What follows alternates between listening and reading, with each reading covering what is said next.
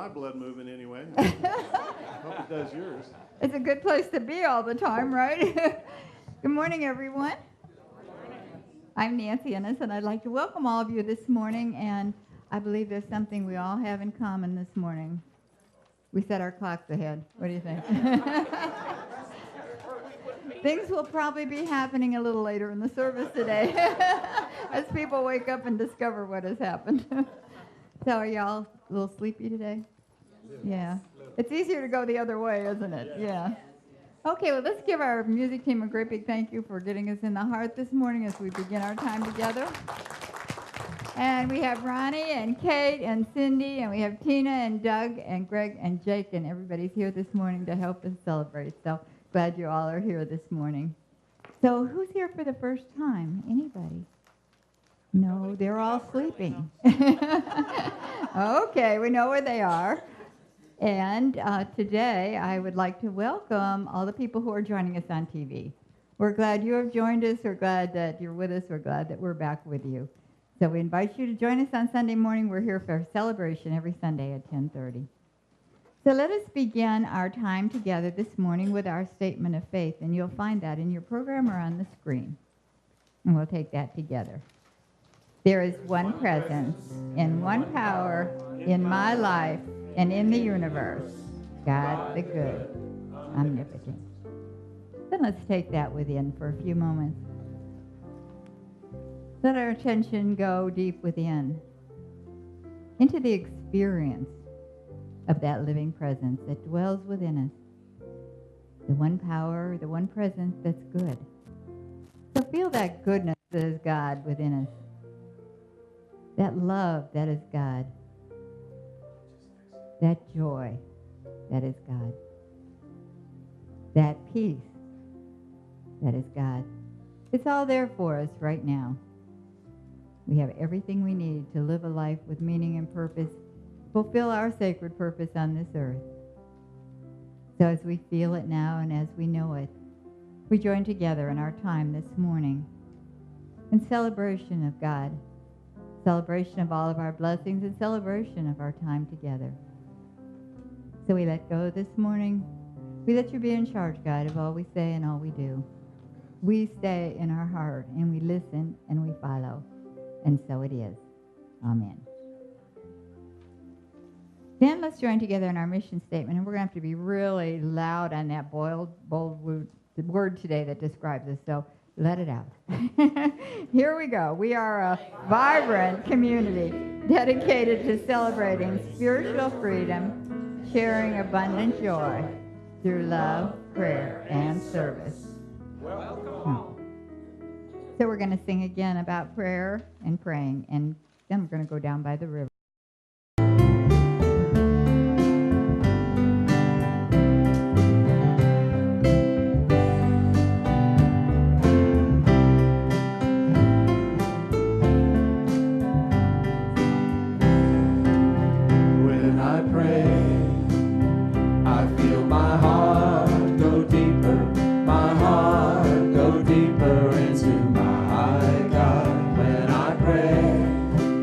I feel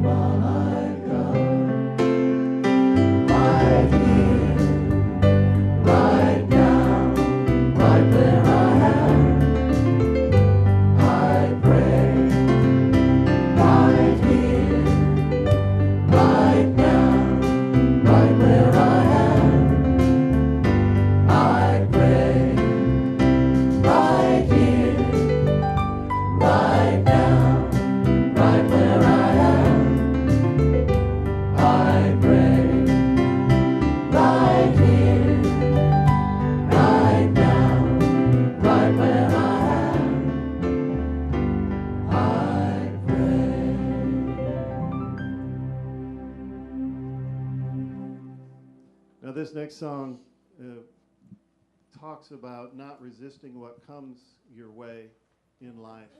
How many times have you said, I didn't need that right now. This thing was going good here, and then this came, or that person came, and I didn't want that. How many times do we all do that? It's really better not to. That's all I'm going to say. Listen.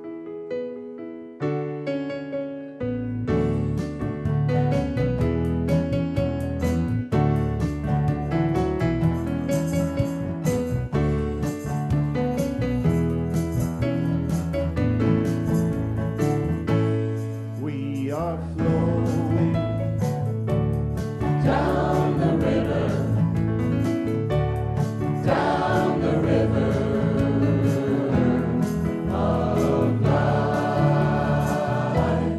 We are flowing down the river,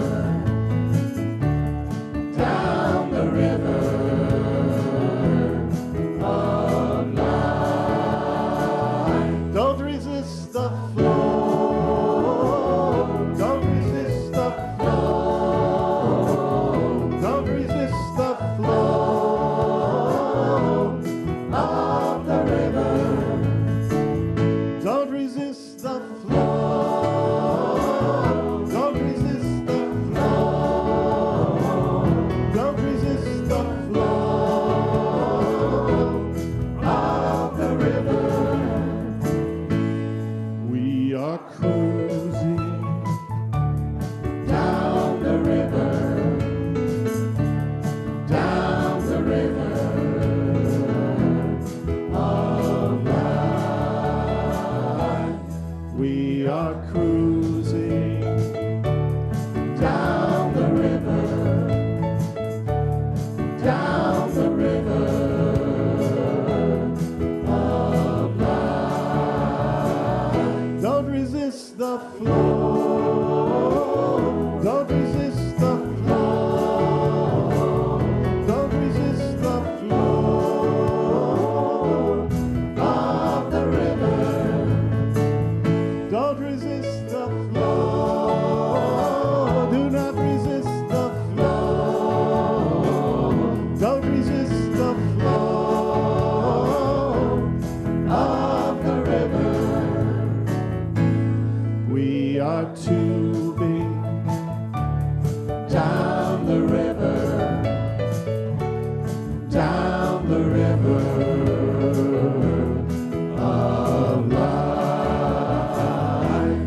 We are tubing down the river, down the river of life. Don't resist the flow. Don't resist the flow. Don't resist the flow of the river. Do not resist the flow. Please don't resist the flow. Don't resist the flow of the river.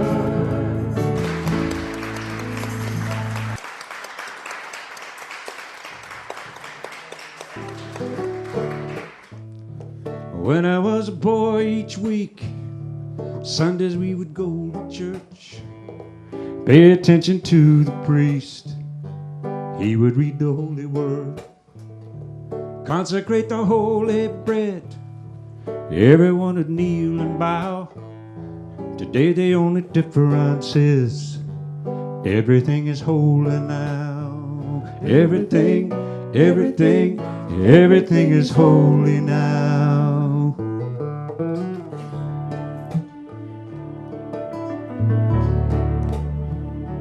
When I was in Sunday school, we learned about the time Moses split the sea in two. Jesus made the water wine. And I remember feeling sad that miracles don't happen still. Now I just can't keep track, 'cause everything's a miracle. Everything, everything, everything's a miracle. Wine from water is not so small, but an even better magic trick is that anything's here at all. So the challenging thing becomes not to look for miracles, but finding where there isn't one.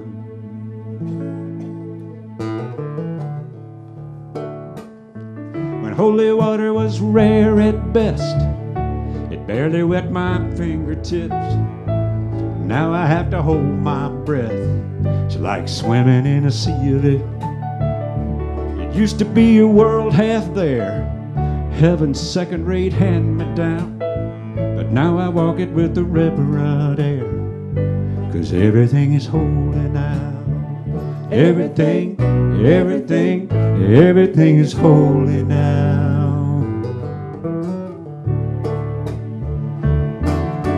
See the questioning child's face, say it's not a testament, that'd be hard to say. See another new morning come, say it's not a sacrament, I tell you that it can't be done. This morning outside I stood, saw a little red-winged bird shining like a burning bush, singing like a scripture verse. Well, it made me bow my head. I remember when church lit out, how things have changed since then. Everything is holy now. Everything, everything, everything is holy now. Yes, it used to be a world half there, heaven's second-rate hand-me-down. But now I walk it with a reverent air, 'cause everything is holy now. Everything, everything, everything is holy now. Everything, everything, everything is holy now.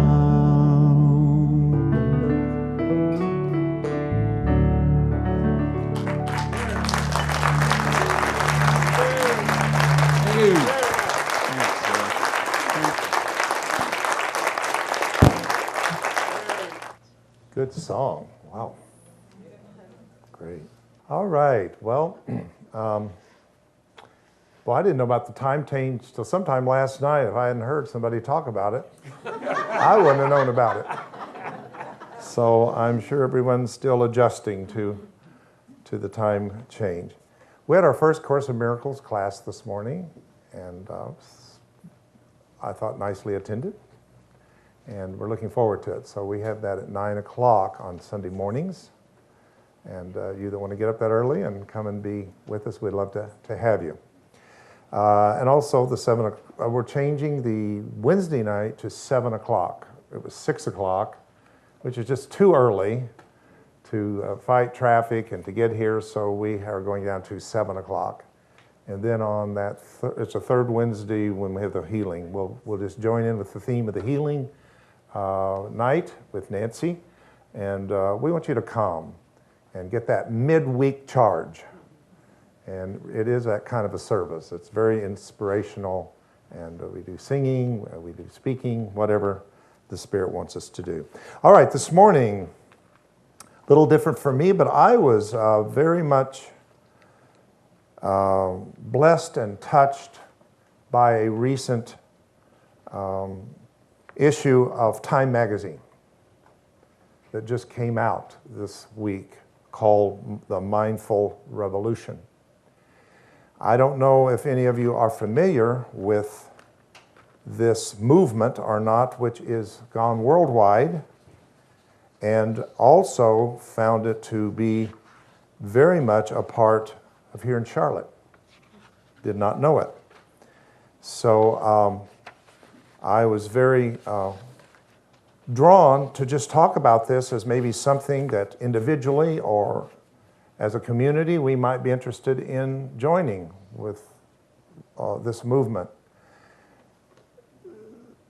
Things are coming in from a different direction. Not everything is going to be accepted within the context of a so-called spiritual or religious context. And this seems to be a movement that has gone beyond the boundaries to reach everything from corporations to the Fortune 500, 400, whichever it is, whatever that one is, and other things. And I thought it was just absolutely fascinating. And the article began by something that I wanted to do, to experience before I could do this talk this morning. And it started with the simplicity of taking something like a raisin. So I took a raisin and just put it in my mouth and just let it sit there and enjoyed the raisin consciously. I felt the texture of the raisin. I just kind of was very mindful of what I was doing with this raisin. And it's a tremendous experience to be conscious and mindful of something. I just wonder how many things throughout a day that we go through that is so reactionary that we really did not get the true essence and experience of it.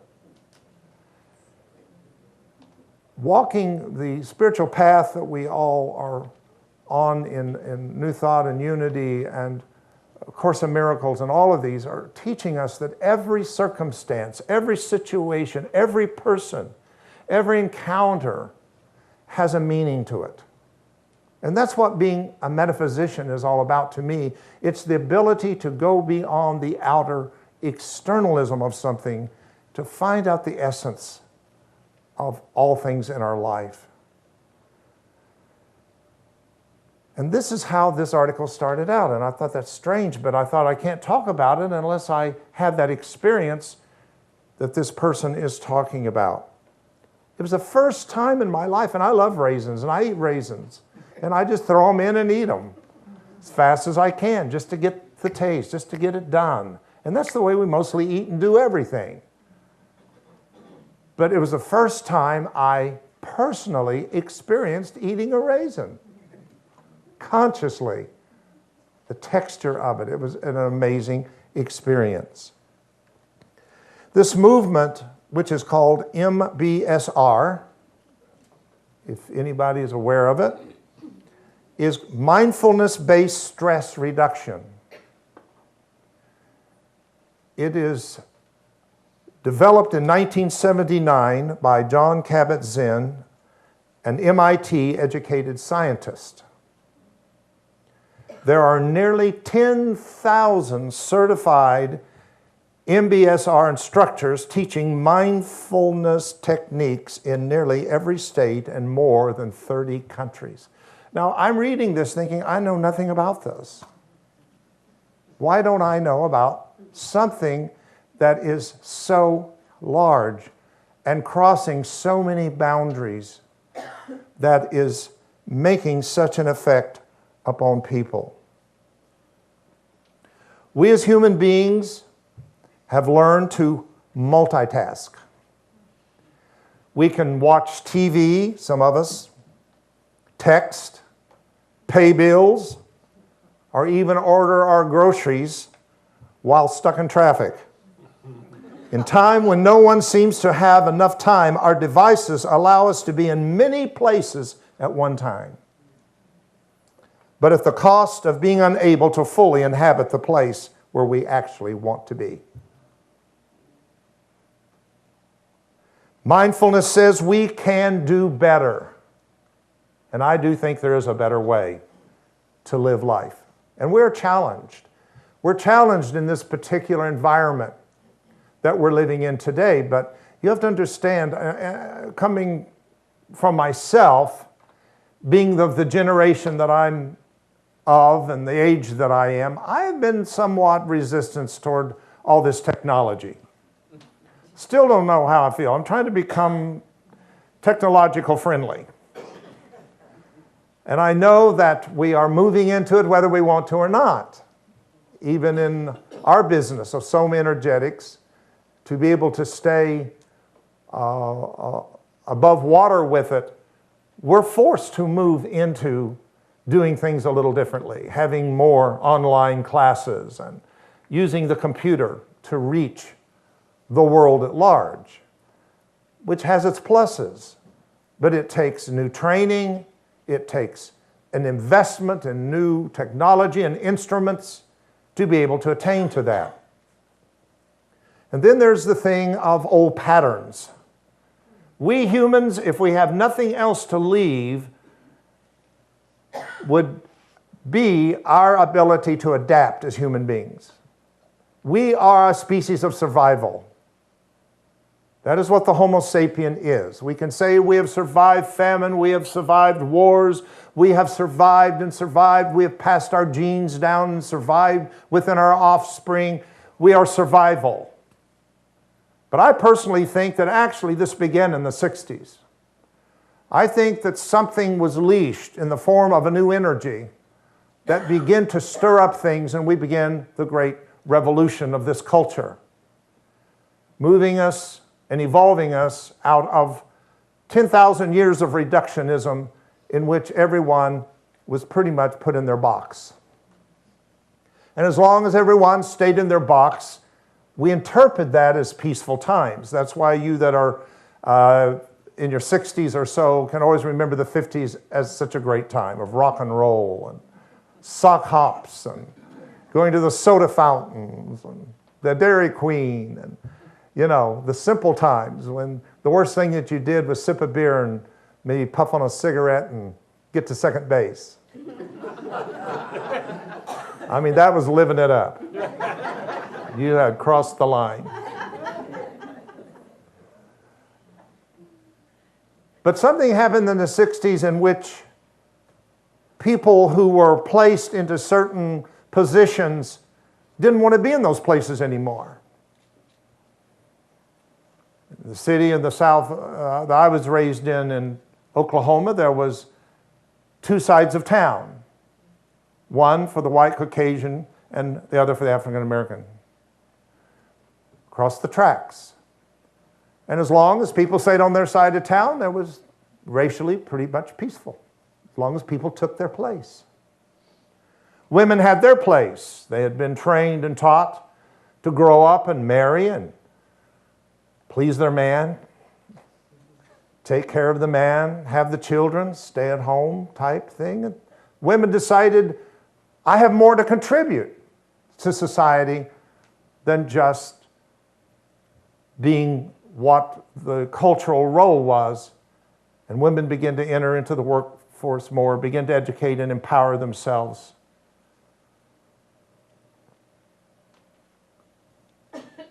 Gays were in the closet. Everybody was somewhere. As long as you stayed there, it was fine. But the 60s did give us a little push. What I'm getting to is when these times happen, which it almost brings a revolution of chaos. It appears to be chaos because it's chaotic to redefine yourself and to begin what you have not adapted to. Because what we've adapted to, we're familiar with. And we like things that are familiar. We're comfortable with what is familiar. And when we become familiar with something, we know with what doing something within 21 days becomes a habit. For instance. But we begin to create neural pathways in our brain, which are like little pathways. And as long as we stay on that pathway, we're comfortable because we've done it and we've done it and we've done it and we're comfortable. In the Bible, that's called a familiar spirit. It means only staying in that which is familiar to us. I constantly push myself to stay out of the box. Constantly, I'm reinventing something that I would not ordinarily maybe do because I don't want to get caught in the box. I was born out of the box. And I'm glad that I have had that experience. What I'm saying is these times that we're in now that we're being challenged are times for opportunity for conscious human evolution to take place. We mustn't become complacent.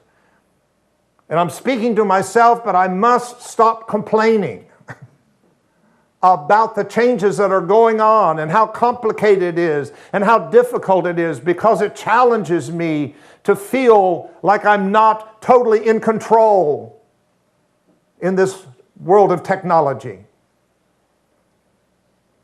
But it's an opportunity to push ourselves a little bit and to move forward. There is a better way. And we can do much better. But I believe that it starts with becoming mindful. By becoming more aware of the present moment and less caught up in what happened earlier or what's to come. How much of our energy has spent in our life regretting what we did or did not do in the past? How much of our energy and consciousness we spend thinking about what we're going to do in the future? And I did the very simple little message a few weeks ago on free beer tomorrow. And that was my point. It was a simple idea, but really, in one sense, yes, there will be another tomorrow, but another tomorrow will be another today. Every tomorrow is a now in our life. Being mindful helps us to become conscious human beings. Many cognitive therapists commend to its patients this idea of mindfulness as a way to cope with such things as anxiety and depression. Meditation has made a new way into this movement outside of the spiritual community. People who would not come to a church or to a spiritual community such as this have embraced the idea of meditation under the teaching of mindfulness. I think that's wonderful. I don't care how people get it. They don't have to come and get it the way I do it or the way I believe or the context in which I do it. We just want to reach the world. We just want to reach everyone in the world that is saying at some deep level, there is a better way to live life on this planet. Meditation is considered now within this movement an essential means of a way to achieve mindfulness. The ultimate goal is simply to give your attention fully to what you are doing. So just stop for a moment and be mindful of sitting in your chair. How mindful were you until I said that? Were you mindful how your feet were, your legs crossed, your shoes off? Are you mindful that chair's holding you up? I mean, that's faith. You have no, that may be a defective chair that's ready to fall with you, but you didn't even think about that because you trust the fact if I sit in this chair, it's going to hold me up. Are you mindful of the environment you're in? Are you mindful? I happen to think this is a very nice color that's in this room. It's a very healing color. Blues and greens are wonderful, heart-healing colors. Did you notice it? You ever notice the color in this room? Because it's affecting you. It's a frequency. It's a vibration. Are you aware? What are you wearing today? Why did you pick out the color that you picked out? You that picked out greens. Maybe at some deep level spiritually you were saying, I need balance in my life today. I want to dress with life and prosperity and for blessing. You that have blue. Maybe there was an unconscious need for speaking your truth and expressing yourself. which you can do through singing. That's why we would offer singing in these meetings, is a way that you can use your throat, which chakra, which is blue. So it has purple on, which means we need to be intuitive. That we chose to be a more intuitive human being at this particular time. You that have orange on, maybe you need a little more spice in your sacral. Good day for spiciness. Red, you need to be rooted and grounded today.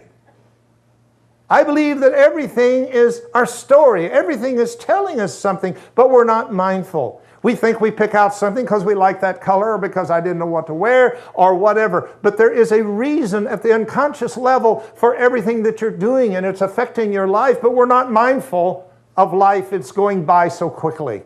So quickly.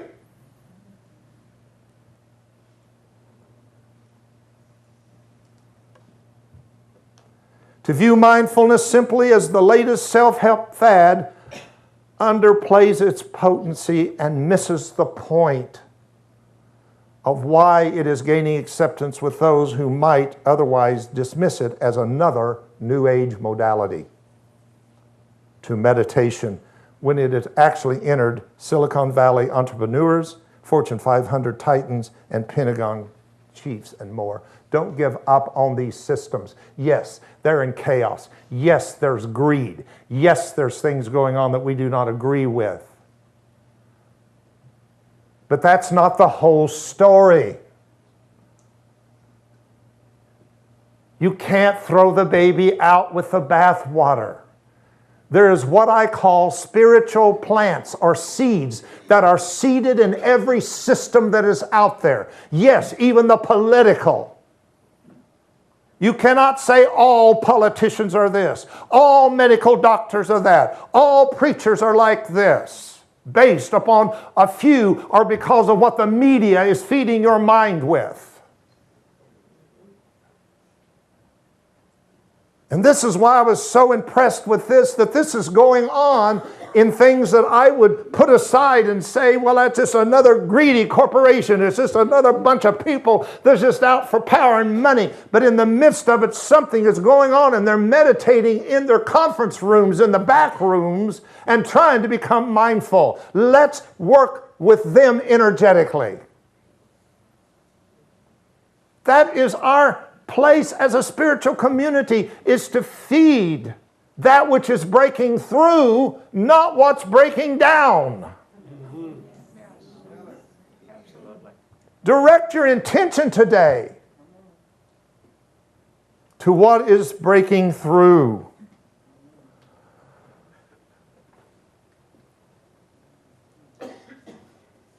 Although meditation is considered an essential means, and it's just a means. Now, you got to understand, you that meditate, meditation is not a goal. Oh, I mastered it. I did it. I actually had 3 seconds I didn't have a thought. I'm there. I'm now a true meditator. Meditation is a means to achieving mindfulness. The ultimate goal is simply to give your attention fully to what you're doing. Example, your work, parenting, learning, eating, listening to others. My God, we need to be more attentive and aware of listening to other people. We got the talking thing down. We got the art of speaking and talking and complaining and everything else, but we don't know how to listen and hear each other. We interrupt with each other. We don't even let somebody get a thought out because we're already thinking about what we want to say.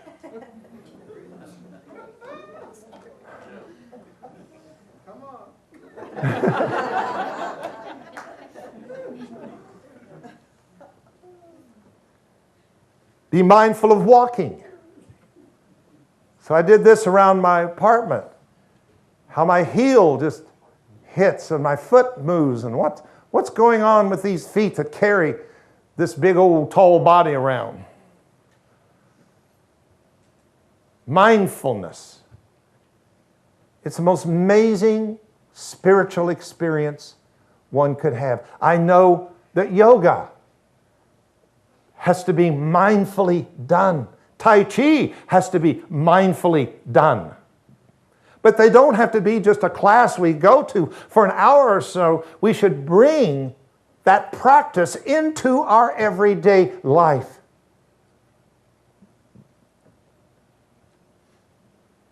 Mindfulness is rooted definitely in Eastern philosophy, especially in Buddhism. And when I was teaching philosophy of Buddhism here for 6 weeks, I think I learned more about mindfulness than I've learned all the 50, 60 years of Christian training. I don't know that anyone has ever taught me, or I heard a sermon in the traditional religious Christian church on mindfulness. In fact, it was almost the opposite, to give your mind away. And we will be aware for you of what things are. But two factors set it apart and give it a practical veneer that is helping propel it into the mainstream. Kabat-Zinn and others have decided to avoid the talk of spirituality when exposing mindfulness within this movement. You know, you don't have to say you're spiritual to be spiritual.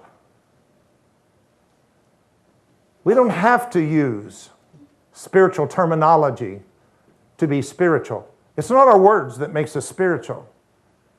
It's the life and the life we're emanating that makes us spiritual. So I'm not against that.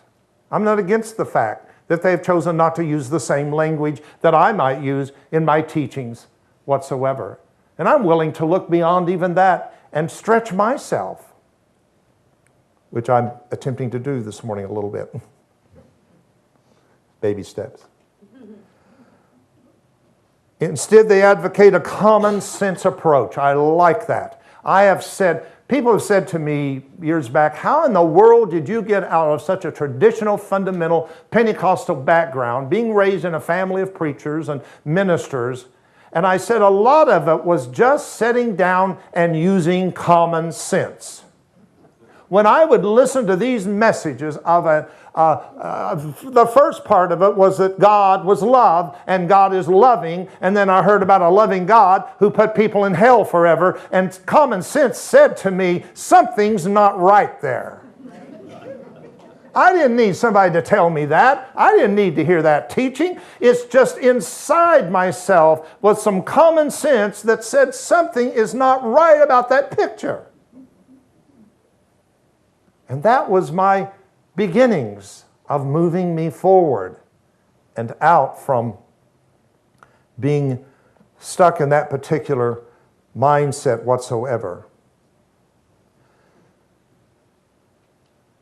Instead, they advocate a common sense approach. Think of your attention as a muscle. As any muscle, it makes sense to exercise it. In this case, it could be meditation. And like any muscle, it will strengthen from the exercise of awareness. Practice the presence, we say. Practice the presence of God. In your busy world, you have 5 minutes a couple of times a day. Course in Miracles says, just give me 5 minutes and a little of your willingness. That's not asking for a lot. That does not mean we have to go and climb a mountain and get in a cave and meditate for the next 5 years to attain enlightenment. It means if you'll just open the portal of your heart, if you will open your mind, I will be there to guide you and fill you with the spirit of mindfulness.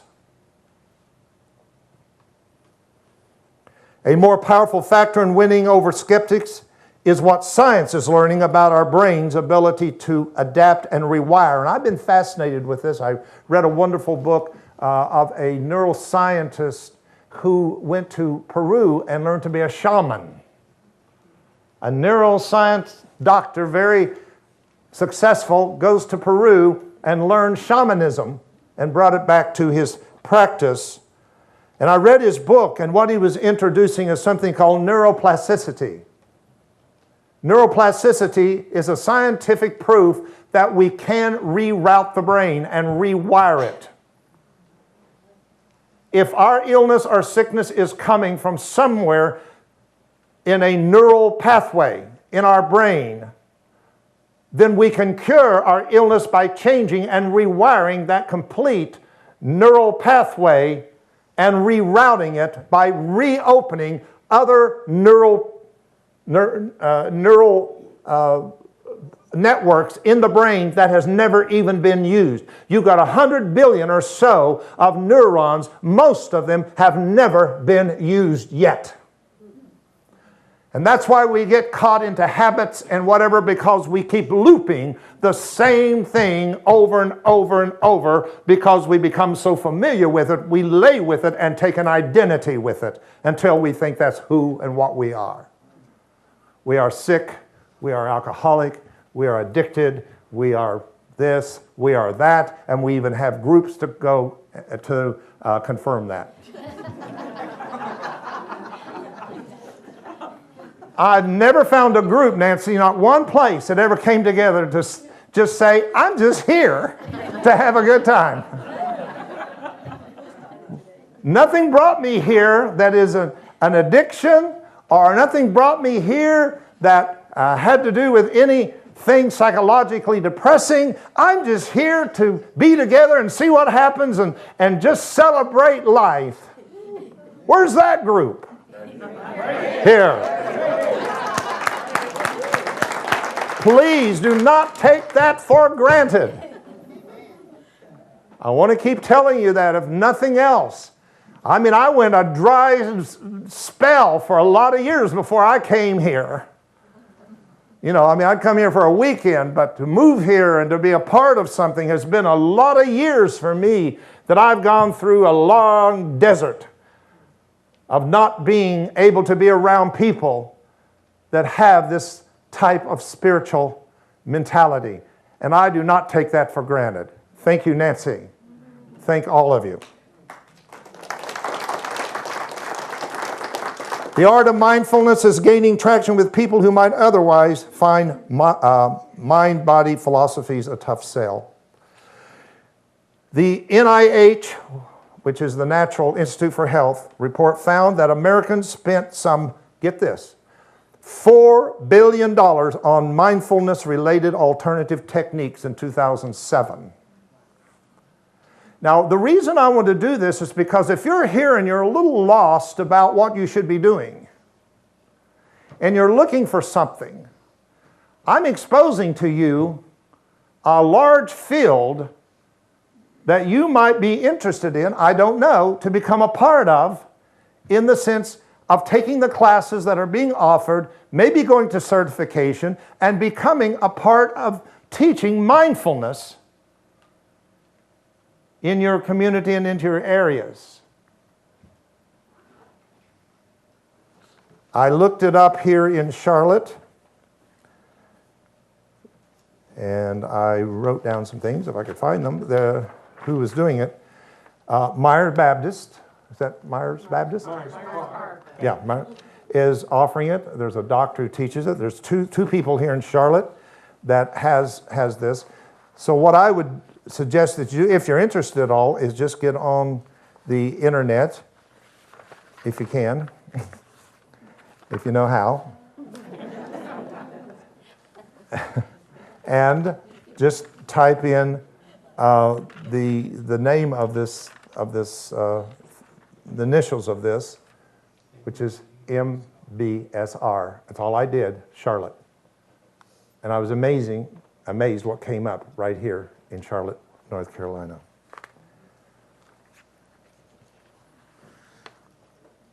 So let's end this morning with 5 steps to a mindfulness meditation.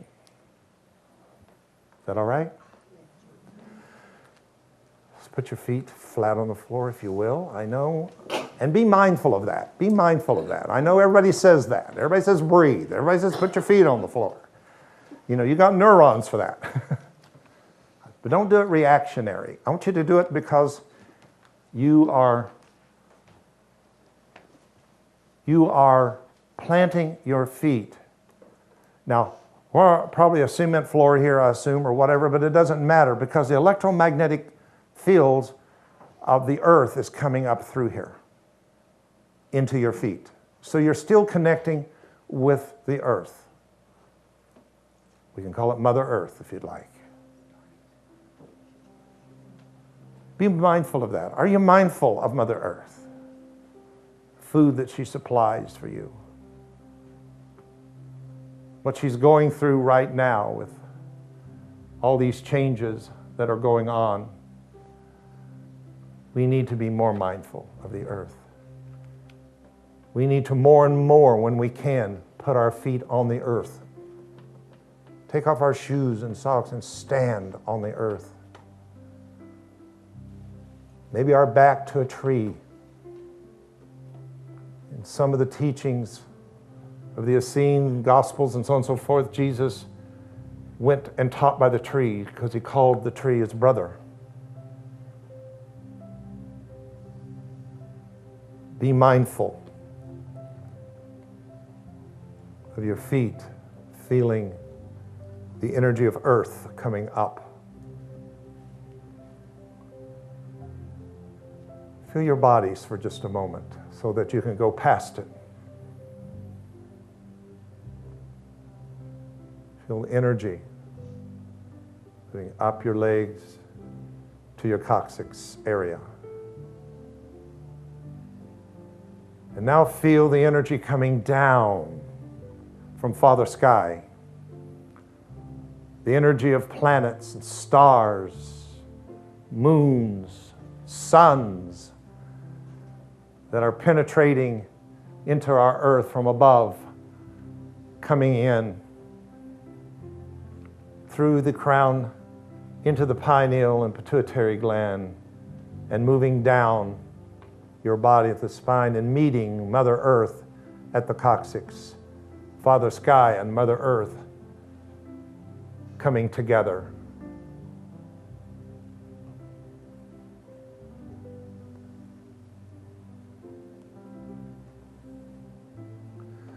I want you to take your hands and put it in your lap and put them down, your palms down for just a moment on each leg. And I want you to cross your right hand over to your left leg and your left hand over to your right leg, so you're crossing. I want you to do that about 3 times. 1, 2. We're going to couple the right and the left part of the body and the right and left brain together. Keep your back straight and let your shoulders drop.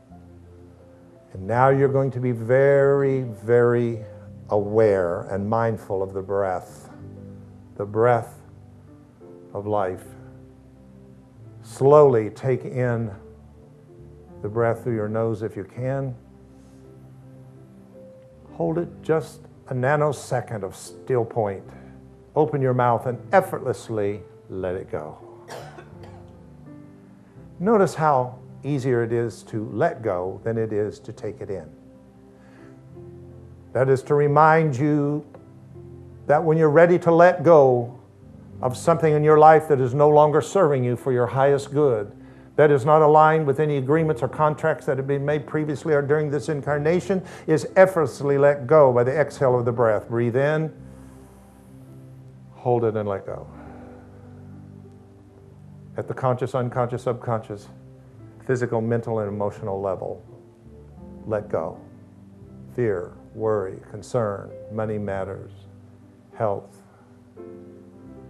worry over your children, parents. Be mindful of this present moment.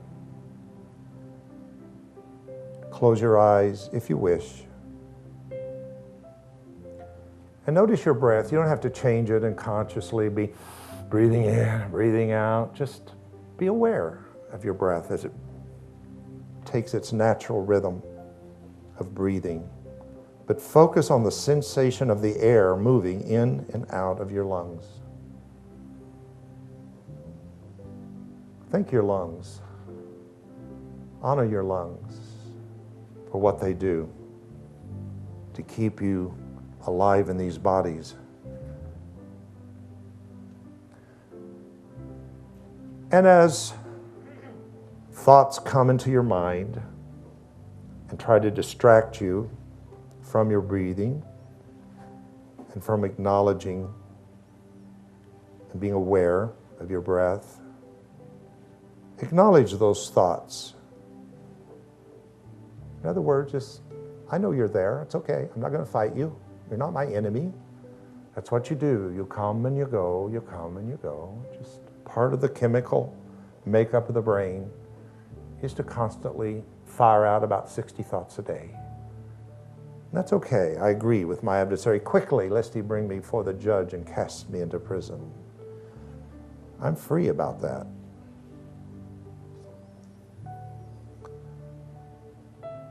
Be mindful not to judge yourself or try to ignore distractions. Your job is simply to notice that your mind has wandered and bring it back to your attention and back to your breathing. It's okay if you drift.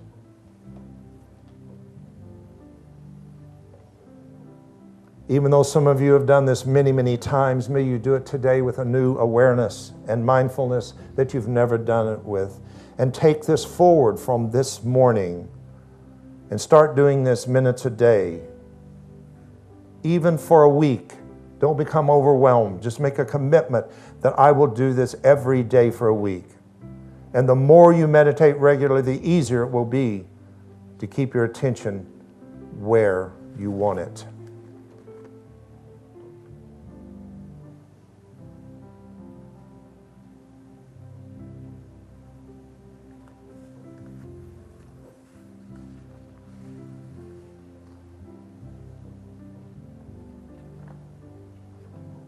We just stay in this very quiet, soft space.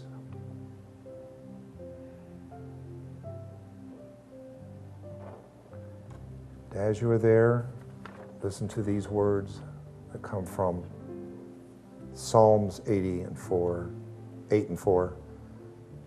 What is man that thou art mindful of him? Our Creator is so mindful of you and has given you that attribute from the Creator is in you. It is part of your divinity. It is part of your spirituality to become a mindful person, not only toward the things of spirit, but toward those in your life, in your world, in your jobs, in your relationships. How can we do this effortlessly and easily as found in Philippians 2:5? I repeat, let this mind be in you, which was in Christ Jesus. If you're going to let something happen, it's already there somewhere. It's not by your works. Just let that same mind be in you. Isaiah 26 says, thou shalt keep him in perfect peace, whose mind is stayed on the divine, because the divine, or God, trusteth in thee. That peace within us, and taking that peace out into the world through us. Our prayer of protection. The light of God surrounds us. I am the light. The love of God enfolds us. I am the love. The presence of God protects us. I am the power. The presence of God watches over us. I am the presence. Wherever we are, God is, and all is well. God bless.